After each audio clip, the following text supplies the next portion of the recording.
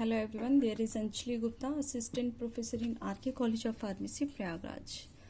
सो dear students, आज के इस वीडियो लेक्चर में हम एक बहुत ही कॉमन टॉपिक के बारे में डिस्कस करेंगे, जो कि आपके पैथोफिजियोलॉजी का ऑलमोस्ट फर्स्ट यूनिट का ये पार्ट का लास्ट है। इसके बाद एक टॉपिक रह जाएगा आपका, वो है एसिडोसिस एंड अल्कोलोसिस। वो नेक्स्ट वीडियो लेक्चर पे हम डिस्कस कर लेंगे। एक बहुत ही इम्पॉर्टेंट एग्जाम के पॉइंट ऑफ व्यू से एंड कह सकते हैं अधिकतर इसमें लॉन्ग क्वेश्चंस आते हैं आपके इलेक्ट्रोलाइट इम्बैलेंस से। तो आप आज के इस वीडियो लेक्चर में हम देख लेते हैं कि बेसिकली इलेक्ट्रोलाइट इम्बैलेंस क्या है। इलेक्ट्रोलाइट इम्बैलेंस पढ़ने के लिए पहले हमें ये नोन होना चाहिए कि इलेक्ट्रोलाइट्स क्या होते हैं, ठीक है। तो इलेक्ट्रोलाइट्स आप अगर बॉडी की रिस्पेक्ट में बात करते हैं, नॉट केमिस्ट्री की रिस्पेक्ट में, तो इलेक्ट्रोलाइट्स वो आयंस होते हैं या वो केमिकल्स होते हैं या वो स्पीसीज होते हैं जो आपकी बॉडी में इलेक्ट्रिक चार्ज प्रोवाइड कराते हैं, ठीक है।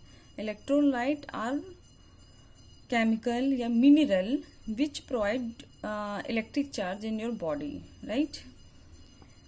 ये आपके बेसिकली बॉडी फ्लूइड में, यूरिन में, टिश्यू में, ब्लड में, सभी जगह होते हैं, ठीक है। आपके बॉडी फ्लूइड जितने भी बॉडी फ्लूइड हैं, चाहे ब्लड हो या CSF हो, एक्स्ट्रा सेलुलर फ्लूइड हो या इंट्रा सेलुलर ICF हो, और आपकी टिश्यूज में, आपकी सेल्स में, ये आपके आयंस होते ही हैं, ये इलेक्ट्रोलाइट्स होते ही हैं। इलेक्ट्रोलाइट्स वो केमिकल हैं या मिनरल्स हैं जो आपके बॉडी को इलेक्ट्रिक चार्ज प्रोवाइड कराते हैं। इलेक्ट्रिक चार्ज आपकी हार्ट को पंप करने के लिए भी नीड है, आपकी किडनी के फंक्शन करने के लिए भी इलेक्ट्रिक चार्ज चाहिए, आपके न्यूरॉन्स को भी वर्क करने के लिए, सिग्नल गेन करने के लिए भी क्या चाहिए, इलेक्ट्रिक चार्ज चाहिए।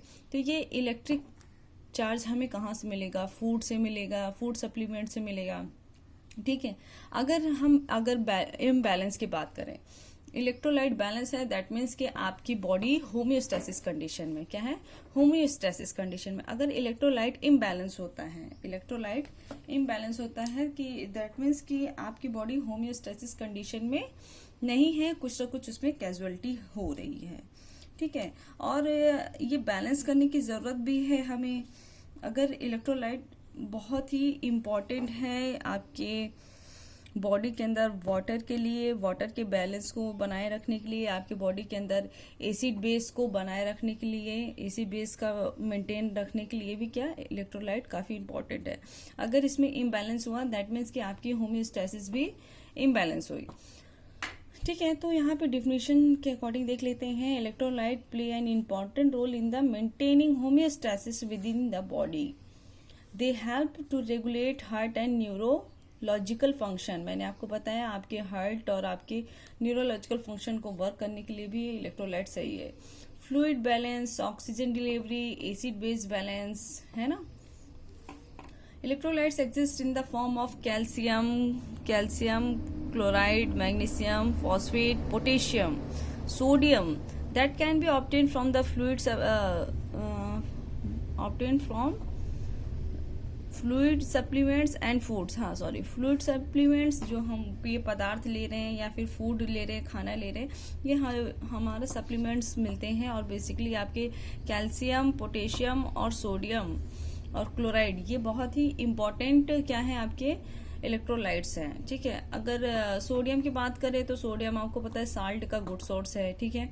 पोटेशियम की बात करें तो पोटेशियम का गुड सोर्स आपका बनाना है। Electrolyte imbalance can be caused by a deficiency and excess of the mineral in the body। अगर डिफिशियंसी और एक्सेस की बात करें तो जैसे एक एग्जांपल के थ्रू समझते हैं। हाइपर कैलेमिया, हाइपर कैलेमिया यहाँ मेंशन है। हाइपर मीन्स ज्यादा, कैलेमिया मीन्स पोटेशियम। यहाँ कैल्शियम की बात नहीं हो रही है क्या। अगर कैल्शियम की बात होगी तो हाइपर कैल्सियमिया बोलेंगे। हाँ, कैलेमिया बोल रहे हैं, कैलेमिया कंफ्यूज मत होइएगा। हाइपर कैलेमिया बोल रहे हैं तो एक्सेस अमाउंट ऑफ पोटेशियम, ठीक है, excess amount of potassium.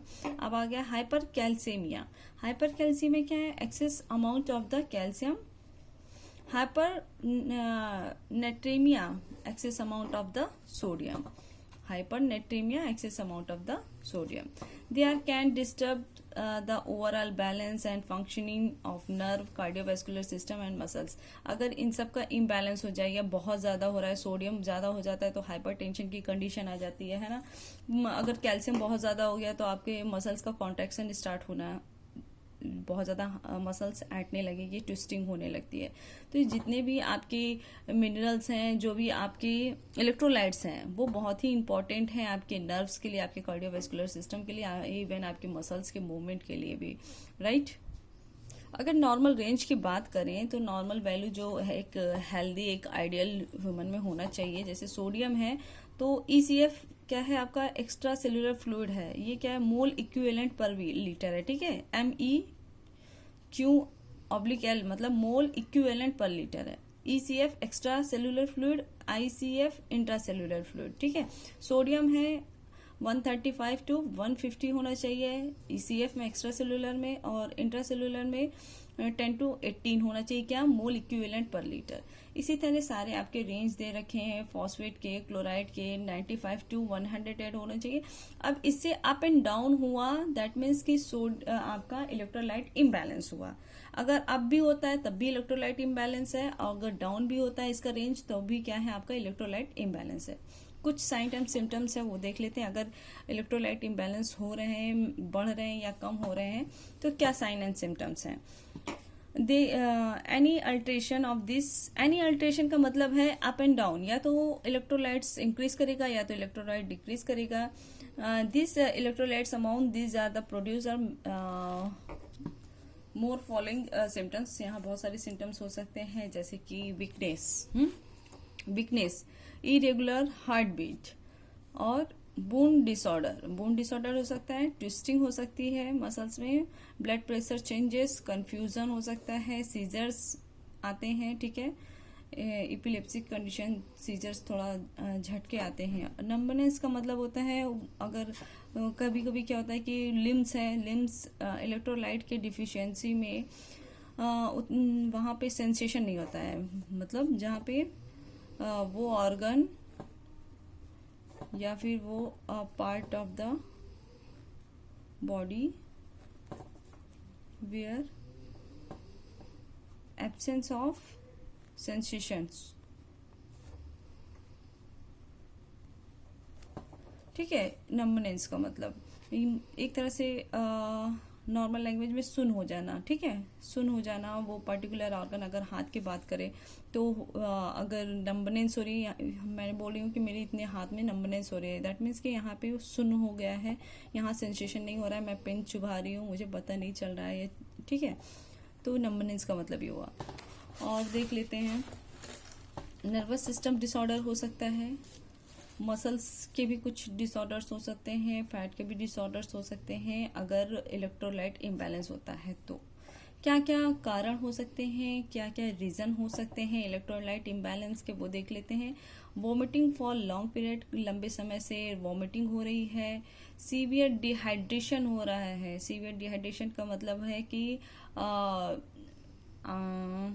Dysentery हो रही है, बहुत ज़्यादा बॉडी से आपके फ्लूइड एलिमिनेट हो रहा है यूरिनेशन के थ्रू या फीकल मैटर के थ्रू, ठीक है। Acid base imbalance, acid base का इम्बैलेंस हो जाना या एसिड बेस बढ़ना या कम हो जाना, या उस टाइम कैंसर ट्रीटमेंट के कारण भी हो सकता है कि कैंसर का हम ट्रीटमेंट दे रहे हैं और हमें इम्यूनो बूस्टर मिल रहा है, इम्यूनो सप्रेसेंट मिल रहा है, उस तरीके के जो हम लोग को सप्लीमेंट्स दिए जाते हैं, उसकी वजह से भी आपका इलेक्ट्रोलाइट इम्बैलेंस हो सकता है, ठीक है। तो वोमिटिंग अगर लंबे समय से हो रही है, सीवियर डिहाइड्रेशन हो रहा है, एसिड बेस इम्बैलेंस हो रहे हैं, या कैंसर ट्रीटमेंट हो रहा है, और एक कंडीशन होती है CHF, कंजेस्टिव हार्ट फेल्योर। उस कंडीशन में भी क्या होता है कि आपका ऑक्सीजन का लेवल कम हो जाता है, जिसकी वजह से फर्दर ये हीमोग्लोबिन में मिक्स नहीं हो पाते हैं। तो इस कंडीशन में भी आपके इलेक्ट्रोलाइट इम्बैलेंस हो सकते हैं। डायूरेटिक्स क्या होते हैं? डायूरेटिक्स वो होते हैं जो आपकी यूरिन के फॉर्मेशन को बढ़ा देते हैं। कभी आप सुनते हो कि पेशेंट डायलिसिस पे है, या पेशेंट प्रॉपर तरीके से उसका यूरिनेशन नहीं हो रहा है, उसको हम आर्टिफिशियली जो है डायूरेटिक देकर उसको बॉडी में उसके यूरिन के फ्लो को बढ़ा दे रहे हैं, ठीक है, डायूरेटिक में। अगर ट्रीटमेंट की बात की जाए तो क्या ट्रीटमेंट हो सकता है? The treatment of the electrolyte imbalance determine by the causes of the electrolyte imbalance and severity of the imbalance. हम तो पहले देखेंगे अगर हम किसी चीज़ का ट्रीटमेंट करना चाह रहे हैं इलेक्ट्रोलाइट इम्बैलेंस का, तो उसकी सीवियरिटी देखेंगे कि क्या है सीवियरिटी और किस टाइप का इलेक्ट्रोलाइट इम्बैलेंस है। ऐसा तो नहीं है कि सोडियम की कमी है तो हम अपन को क्लोराइड चढ़ा देंगे, है ना, उसको NS के थ्रू जो भी बॉडी फ्लूइड जो भी हम चढ़ाएंगे तो उसके अकॉर्डिंग चढ़ाएंगे कि उसकी सीवियरिटी क्या है और किस टाइप का इम्बैलेंस है, इलेक्ट्रोलाइट इम्बैलेंस, ठीक है। Treatment option normally include either an increase and decrease of the fluid, या तो हमें कम करना पड़ेगा या तो ज़्यादा करना पड़ेगा फ्लूइड को, या हम बढ़ा सकते हैं या फ्लूइड को हम कम कर सकते हैं। नेक्स्ट है आपका mineral supplement can be orally and intravenously, like, है ना, जो इंट्रावीनसली आपका RL NS ये सब जो बॉटल चढ़ाई जाती है ना, नॉर्मल सलाइन, है ना, ये सब, तो ये आपके क्या होते हैं, इसमें भी इलेक्ट्रोलाइट्स होते हैं। और जो अपन लेते हैं ओरल ORL का, है ना, ORS का जो सॉल्यूशन पीते हैं, नमक चीनी पानी का घोल पी लेते हैं, ये ओरल डिहाइड्रेशन के केस में है कि अगर डिहाइड्रेशन हो रहा है तो आप इसको दे सकते हो ओरली। डाइटरी सप्लीमेंट्स के थ्रू आप इलेक्ट्रोलाइट को बैलेंस कर सकते हो, IV फ्लूइड के थ्रू NS वगैरह देकर आप, है ना, इसको आप मेंटेन कर सकते हो, ट्रीटमेंट कर सकते हो। तो फिलहाल आज के लिए इतना ही। नेक्स्ट वीडियो लेक्चर में हम बात करेंगे एसिडोसिस और एल्कलोसिस, जो कि आपके फर्स्ट यूनिट का A पार्ट का लास्ट टॉपिक होगा। Okay, thank you everyone.